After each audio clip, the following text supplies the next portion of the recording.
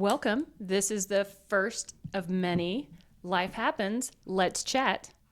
I'm Christy Beatty. I'm Missy Boggs. And we're here to chat. All right, Missy. This is Missy's idea. I am happily joining her. I am very grateful for Christy saying yes. So, Missy, tell us what you were thinking of with this podcast that we're doing. I think that we are both 50 now. Christy's a year older than me. And we are older, wiser.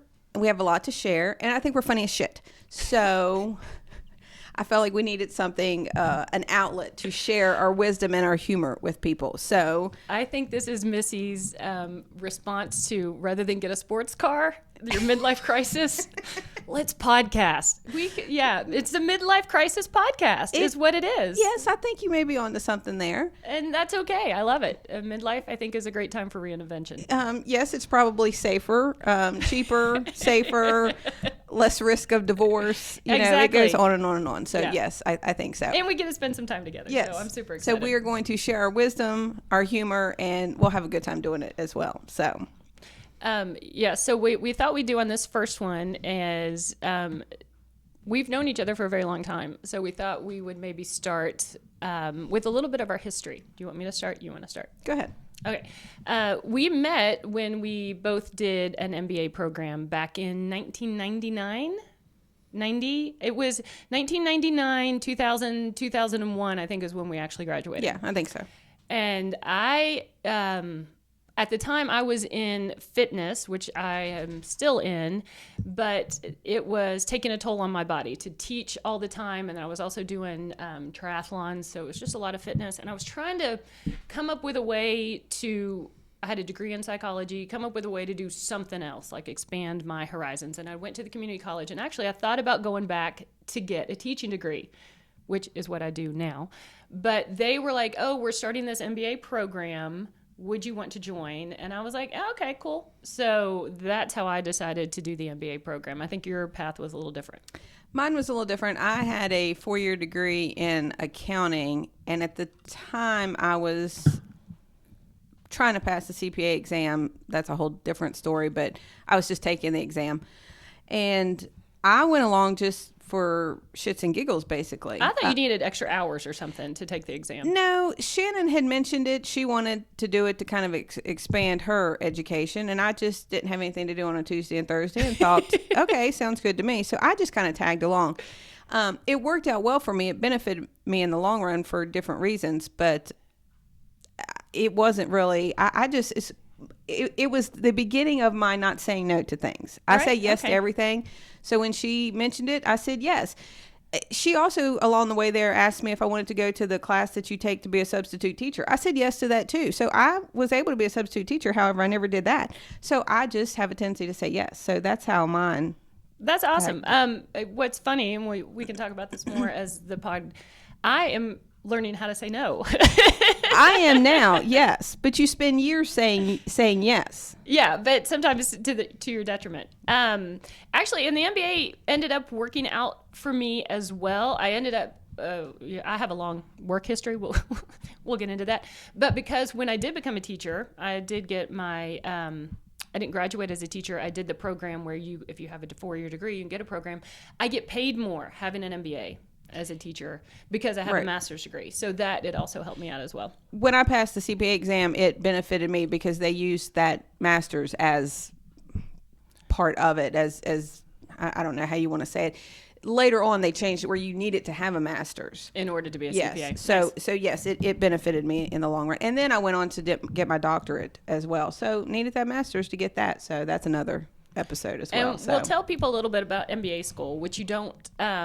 One thing in MBA school, you work in teams. And so our other friend Shannon, who's not here, we 3 were a team.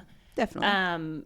And that you work the whole time as your team. And that's part of it because usually in business, you are working with other people. And so part of it is to learn how to get along with other people. So we didn't just get our masters together. Like we did it together. Like all of our projects were always us 3. Taking tests, going up to Morgantown occasionally. It was always us 3 in the car. So it was very much a for those 2.5 years, we were 2 years, yeah. Yeah, we were very much together. So we formed a friendship that then carried on outside of that master's program. So we ended up going to New York City to celebrate. I was in your wedding. Yep, Christy was in my wedding. We all Missy have tried kids. to talk me out of my first wedding, which she was right. I'm going to say it. She was right. I did it. Let me tell you, my role as a wedding guest is hopefully being the last person before the bride walks down the aisle and saying, "Are you sure you want to do this?" Are you sure you want to do this? And that is exactly what I said to Christy. I said, my car's right out front. And I'm not sure what you said to me, although I read your mind. Bitch, please. Like, I'm getting ready to walk down. Bitch, I'm in the white dress. Maybe you should have said something sooner. You were right. I mean, you were absolutely right. And at the time, I was mad at you. Yes. But that's okay. And I absolutely know you had my best interest at heart. And she ultimately was right. I only stayed married to him for about 3 years, and they were 3 tough years. Yeah. So, yeah, she was absolutely right. She was one of the only people who really did have my back to be like. And the backstory to that is that I was married previously for 1 year, and I wish somebody would have said, "Are you sure you want to do this?" However, right before you walk down the aisle is not the most appropriate time. It probably should have been done the day before, a week before, but a couple months before. Yeah. But most of the time people are going to say, "I'm good."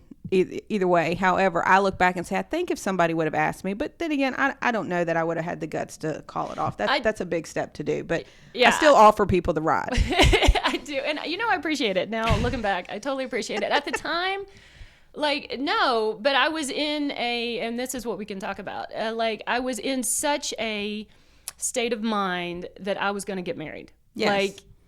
That's where I was. And it didn't matter. That's what I was going to do. And sometimes, even though you see people making mistakes, you have to let them make them mistakes, because that's the only way you can rectify the mistake. Right. Is you make it, this is not where I want to be. And then you fix it. Right. And I applaud you for trying to stop me, but the only person, I had to do that. It's almost like I had to do it. Yeah. Sometimes you just have to, you learn things by experiencing things. Mm-hmm. Then again, you never know what lifeline somebody might want you throwing out to them. Again, so you never know. Somebody might be like, "Yep, let's head out the door right now." Right. Plus, I think Shannon knew I was going to do that. Shannon was sitting inside the church, so I think she knew. So she would have been the one who would have handled the church. If Christy had not come down the aisle, Shannon would have handled the church. She would have been like, "Ladies and gentlemen, we thank you all for coming, but there's been we can go ahead and have the reception." Yes. And so she would have known what to. So once again, we were a team. Yep. So, but I will add to our how we met each other, and I'm sure you know this, and I'm sure I've already told you this before, but you were working at the Greenbrier, and so we had some sort of mutual acquaintance. I wouldn't consider her a friend. I just knew who she was. Chrissy worked there, and I think some girl named Katie or something worked there. So we just knew who you were. Right. So when you walked into the MBA program, we just knew you were the triathlon girl. and I remember me and Shannon going, "There's no way she runs triathlons. That bitch has a big ass. There's no way she's some fitness queen." And I remember, and I say that because we were in our 20s. You're catty when your women are always catty. I don't think you ever stop being catty. No, you never told me this part. I love it. Tell me more. I'd slap the table, but it'll show up on the microphone. So go ahead. So I think you're always catty to some extent, but yes, I remember us. And Christy has a nice ass. She's very proud of her butt, let me tell you. It was not as in at that moment as it is now. Probably not. Having big butts. Yeah. Yes, but go ahead. So, but yeah, I remember that being our first, she is the triathlon chick. That's how we knew her. We knew she worked out, and that was her thing, and continues to be her thing. But yeah, we were like, there's no way. Look at her ass. There's no way she runs triathlons and works out all the time. Okay, so to be fair, I was decent. I was ranked when I was 24 years old. I was nationally ranked. It was 100. But you have to run so many triathlons in order to be nationally ranked. To be fair, I'm a good swimmer. I'm a good biker. Where the butt helps, right? A bit. So you swim, you bike, and you run. And so whenever it came to the run, I would always get passed by some little skinny bitch without an ass. So you are not wrong in questioning my voluptuousness as to help hurt on the triathlon. Yeah, it helps in the The swim, flotation, little catch up there. Bike, it's all power. But then run, and you're like, weighs you down. Yes, and some little skinny bitch, like, and you're like, freaking hate you. And yeah, especially if it's like 6 miles, if the run is 6 miles or above. If it's a 5K, I got a chance. The shorter ones, it doesn't matter as much. So yeah, your thought process was not lost. It was so that was 25 plus years ago, and we've continued to be friends. And we are not the ones that we hang out every weekend, but we are the type that once we may not see each other every day, but when we get together, we pick up right where we left off. Yep. We usually laugh till it hurts. Yep. About something, and very real conversations most of the time. Yeah, absolutely. We can fall right back into a super real, very deep conversation as soon as, even if we haven't seen each other like in 7, I mean, we didn't go years, but especially when our kids were little, we did go a whole lot longer, eating lunch together and that kind of stuff. We really have been kind of hanging out a little bit more lately. We only live a half an hour apart, but we're in 2 different counties. Our kids don't go to school together, and they don't play in the same rec leagues and that sort of thing. So sometimes life is busy when your kids are involved in things. But and like I say, she works out. I don't. I like the idea of doing it. Wait, can I tell this? So the one time we did try to work out, remember, I was like, you called me, I think, and you were like, do you want to go work out? And I was like, yeah, but you were like, the one time. But do you know what she wanted to do before we worked out? She went, eat Mexican. So we went, she was like, yeah, I'll go work out with you, but first let's go eat Mexican. And so then, like, did we end up on the treadmills, like, probably belching up queso? Probably, and yes. In my head, I was like, I love Missy. Like, she is not a workout partner. Like, we can be friends in other ways, but no. Oh yeah, no. No, you would be my detriment. No. And I told her the other day, I said, I need a personal trainer, and she said she does that, and I said, yeah, I would tell you no. So yeah, we are not workout. We are great meal companions. Yes, we have been that for years and years. Yeah, well, and you guys did do some 5Ks and stuff. Like, I do remember. I did. You were even doing one of them when we were there doing that. But I feel like box checked. I have no desire to do that ever again. We do the little, we have a 5K here in town for our little Farmers Day festivities, and I don't have any desire to do that. I do the walk. What is the walk that they call it? Our production manager, Lexi, over here. I'm not sure what the walk is. But with the Farmers Day? Yes. Is that what you're not? It's just a 5K walk. No, it's not even a 5K. It's just a friendly little. It's a walk. It's just it's like a mile. It's just a get together with some people and walk for a little bit. Yeah, so. well, as somebody who said, actually, no. What we have done is the walk. Shannon would fix brunch, and Shannon's house is at the end of the route. It's basically you're walking to brunch. Yes, gotcha. Nice. I mean, it all centers around food for me. Yeah, where were we? We were talking about how we met. We were talking about how we were in an MBA class, how I had a big ass and they didn't think I could do triathlons. Although I could outrun both of them too, any given day, even me 9 months pregnant and them not. Absolutely, yes. But it's fine. I've let it go. We have moved on. We have moved on. I have 3 kids. Christy has 2, but 2 of our kids are about the same age. So we have kind of been through a lot of similar life experiences at and different things. Times. Yes. Yeah. So we've been able to share that over the years. And so me turning 50 and like say maybe midlife crisis is kind of how this came about. So we're going to do this in a very kind of real fashion. We're going to try not to do a whole lot of cuts and edits and retakes and that sort of thing, because that's kind of what this is about. Life happens.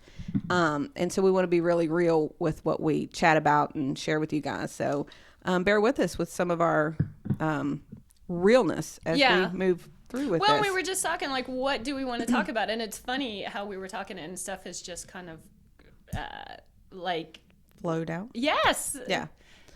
So that was good. So some of our topics will be, of course, perimenopause. We're both in that middle school on steroids stage of life. Yeah, people were calling it like your second puberty. Yes. Yeah. It's definitely that. I agree. So we will discuss that. And the fact that no one really talks about it. Right? I mean, it's not, we knew all about like your first puberty, periods, boobs, bras, all that stuff. You have to acne. sit through a class Yeah, with but all of no- your fellow students to Right. learn all about that. But Yes. no one really, there is no concerted effort to let's teach women about what happens after 50. No one really talks about it. I've heard rumblings of it as from older women, but you don't realize, I want someone to set me down and be like, okay, this is your class. You're going to go through this. Here's exactly what's going to happen. And we don't do that. And I think that's a disservice. No, we don't do that, and I don't think that we even, as groups of women, sit and chat about it a little bit. And I think our moms, it was a hot flashes. Yeah. And kind of the extent of it, without discussing the extent of how long it lasts and all that goes along with it, whether Yes. that be waking up in the middle of the night and waking up with the anxiety and just not knowing where all that comes from. So there's a lot to unpack with that. So that will probably be a lot more than just one episode. And then also your kids are starting to leave the nest, and you are making this big life change from being a mother, which that's huge. I'm doing that with my oldest right now, where you go from being the mom to being the cheerleader, Yes. just to check in. And that in and of itself is huge, because I think a lot of our personality and a lot of our identity is to be a straight up caregiving mom. Yes. And then you come to this part of life where you got to just stand by and be like, hey, I'm here if you need me. And that's hard. It is very hard, especially as I think we have so many parents, and ourselves are that, and we've discussed it, is helicopter parents, where we are so involved. It makes it very difficult to then all of a sudden, oh my gosh, they turned 18, they graduated high school, and we almost instantly have to step back. There is a gradual, you're pregnant for 9 months, you're reading that book of what to expect when you're expecting. There needs to be a whole nother book of what to expect When they're 18. When yes, they're graduating. Yes. Yes. When they're young adulting. Yeah. And I have not seen that book out anywhere. So I have said many times that it is much harder to be parents to older kids than it is younger kids. And maybe harder is not the word. It's different. The heart is different. It's mentally and emotionally harder. Yeah, much harder. Yeah, especially those moms out there, if you are listening and you've got babies and you've got toddlers, that's exhausting physically. You're physically exhausted and you're sleep deprived. Then you have that school age where it is like your friends, and it feels very unfair about your kids. Right. That's emotionally, and this is also emotionally, but it's in a tougher way. It's just being able to watch your kid become the adult that they're meant to be, and you just got to stand by and be like, yay, you're doing great, and not be able to. It's their life. It's not yours. And you just got to stand by and be like, you got this. Yes. Plus then it kicks back to you on going, did I do it right? Yeah. Because now you're doubting yourself. Did I teach them all the things I was supposed to teach them? It's one thing that when they're 12 and they go to the friend's house and you're going, oh, are they using their manners? Yes, are they saying please and thank you? Yeah. Those are minor things.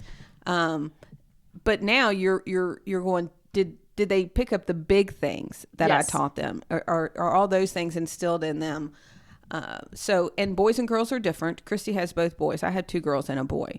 I will share the one story. Our production manager is my daughter sitting here. She's my oldest. So I will share this one story. When you send a kid off to school, it's a little bit of a kick in the gut. And Christy has done that with her oldest. It is very difficult to get in the car and turn around and leave.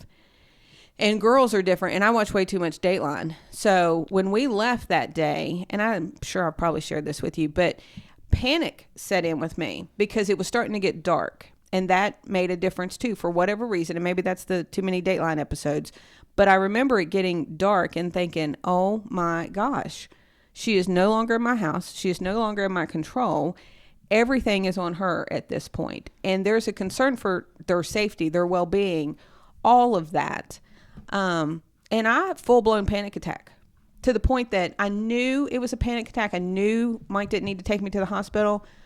Bella was in the back seat yelling, take her to the hospital. I mean, it was a physical reaction. And I was in my mind thinking, which hospital do I want to go to? But I knew I didn't need to go. But that was a And then when Chaz, we left him, it was a completely different reaction. I got in the car, I couldn't even hug him. I just went and got in the car. I just walked away. And Irish I'm like, goodbye it, right? yes. Yeah, and then I made Mike turn around and go back because I'm like, I can't leave like that. Like it's just hard to just cut that off. And that's almost what it feels like you have to do. There's just this Band-Aid that gets ripped off somehow or another.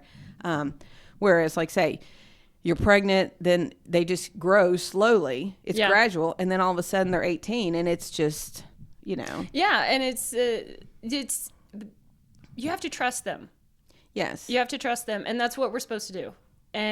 But you're just like, the thing that I think it's hard is you're like, look, I'll trust you if you do exactly everything the way I want you to do it, and I want you to live your life the way I think you should with all my years of experience, and it's their life. It's their life, and we have to just say, whatever you choose, we got you. You got this. You got it. And that's hard. Yeah. I think that's hard. And especially, like you said, with helicopter parents, because we have, I think this generation, and we get more and more helicopter, it seems to me, as we've gone on. My sons did the travel ball and you do so much for them now. It seems like we do so much for kids now that to let go all of a sudden is hard. I think if we were having this conversation in the early 1900s, as my kids say, Mom, you were born in the 1900s, and I'm like, that really just, right? Oh wow, seriously, no, both. And so if those people like out here, like when I say my kids, I could either mean my two sons, or I could mean I teach 5th grade math. I could mean those kids, and they both do it. You were born in the 1900s. I'm like, shut up. But if we were having this conversation in the early 1900s, it would be vastly different because the kids' experiences were vastly different. And I don't think we had as much parental involvement as we do now. Okay, did you play sports in school? I did, yes. Did your parents go to all your games, away games and everything? I did track. No, like for track they did. I also did cross country. For cross country, I have lots of memories being in my friend's van. Yeah. And going with the friend, and I loved it. I had a great time because I wasn't with my parents, and I was and we would come home in this big, they had a UK van and it was all plush and it was awesome. So no, they didn't. And I also I did summer track, but I wasn't like on the intensity of it was not near. Now I think the pressure is if you don't go to all the games, away games, and where we live, games can be an hour and a half, even, sometimes 3 hours away, sometimes here in the state. But if you don't go to all the games, then you're the bad parent. Or at least that's what we put on ourselves. Yes, I definitely think that. And my parents didn't go to any away games. I really can't remember my mom being at any away games. And I was okay with that. I don't remember ever having a problem with that. I remember enjoying riding the bus and being with my friends. And having that little bit of independence. Yes, you're some independence. You get to stop at McDonald's. You're not in the school setting, so you're on the bus. Yeah. And so there's a social aspect to that because we did not have cell phones. Yay. Yeah. So that was your interaction with your friends. And that was great. And now you had to go to every away game, so your kid rides home with you, so they're not... They don't have that coming back on the bus experience. Which is the goof off time because on the way to the game, that's more of a serious. Yeah, you got to be kind of, as they would call, locked in. Right. Yeah, so I think that kids are missing out on something there with that. But that helicopter, so involved, so, Well, and I think what it does is you should center yourself in your life, obviously, and you should center your kids and you should center your community. But if we take us out and put our kids in the center, I think that's what happens sometimes, and I think that's not always the best because then the kid is centered not only in their own life, but then in your life. Yes. And I think we don't set the best example if we don't show our kids how to center themselves. Like, you and I should have our own independent, full life because we are people, and our life should not just be as a mom and watching my kid. I don't think that's healthy for the kids either. I totally agree with that. I don't think it's necessary because I don't want my boys to grow up and then just have kids and then be like, my whole life is my kids. I want my boys to have life. I want my boys to travel. I want my boys to own businesses. I want my boys to own farms because That's what one of them's going to do. Like, I want them to have their own full life, and then absolutely be fathers, but like, not be the father, be the center of their life, which I don't think is as much of a problem for fathers as it is for mothers. I think mothers, it becomes our complete identity, and we're not showing them a good role model. I agree, and I think that can happen whether that is moms and dads, husbands and wives, whatever your situation may be, with date nights. Yeah. The kids don't need to be the center of your every move you make, so you need to make time for yourselves. I believe that is with moms, with whether you're taking time just by yourself and you're shutting the door and you're taking a bath and nobody is allowed to knock on the door, or a nap if you want it, or you want to take time to read a book, or if you're taking girl trips with your girlfriends, or if you have a sister or your mom or whatever that may be. And I'm fully aware that if you're listening and you have young kids, like we said, you have to experience it yourself. We're just sharing some of our wisdom and things that we have figured out along the way. And I hope that some people will take it to heart. But I do think that is extremely important, because when it comes back to it, you're a better mom. Oh yeah, it's absolutely. what is the lifeline. Like, you have to take care of yourself to be able to take care of others. Well, and I think it's also set the example. Yes. Like, you did say you went and got your doctorate. Well, you've shown your girls working on yourself, continuing your education, continuing your own goals. Right. Outside of motherhood. Right. Outside of even work, even though your doctorate's obviously related to your work, is important. You know, that whole full experience as a person, as a human, that's really important. Right. And I think we need to make sure we role model that for our kids.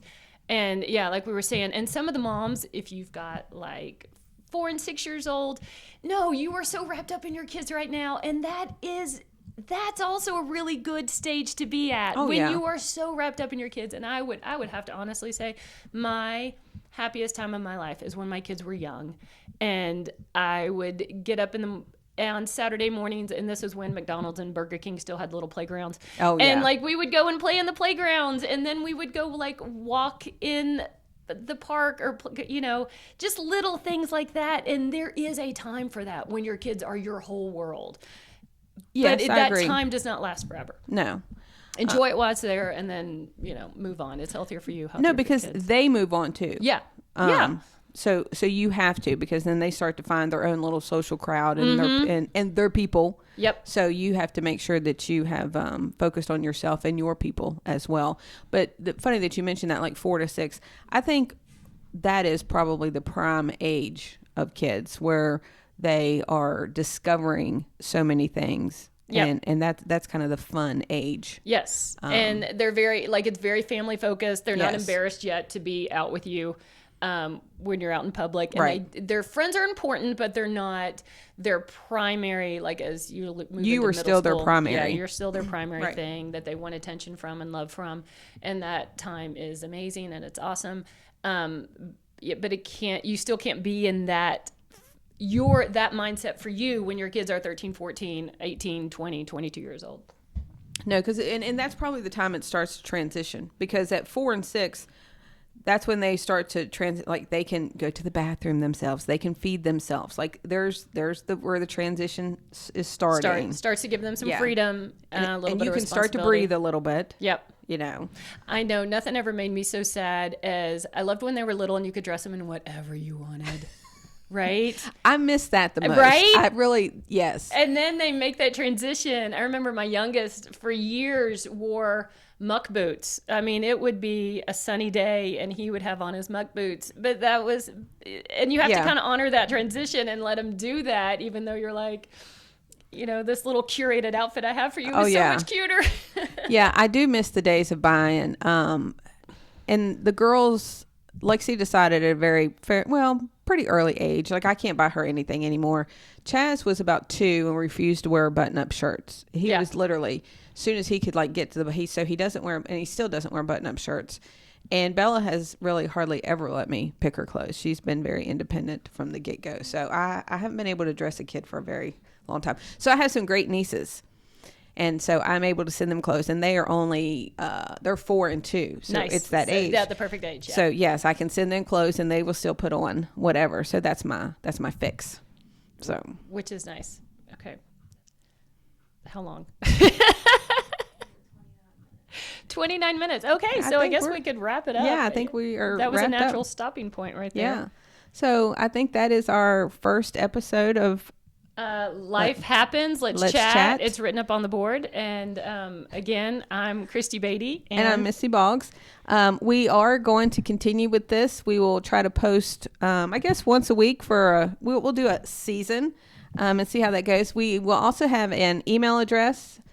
We don't have that up and going yet, but if you guys want to send in some questions or suggestions or anything you want us to chat about, we're open to that. So the next podcast we'll give you that email address, and we thank you all for tuning in. So see you next Sunday. Yeah, sounds good. All right. Thanks, guys.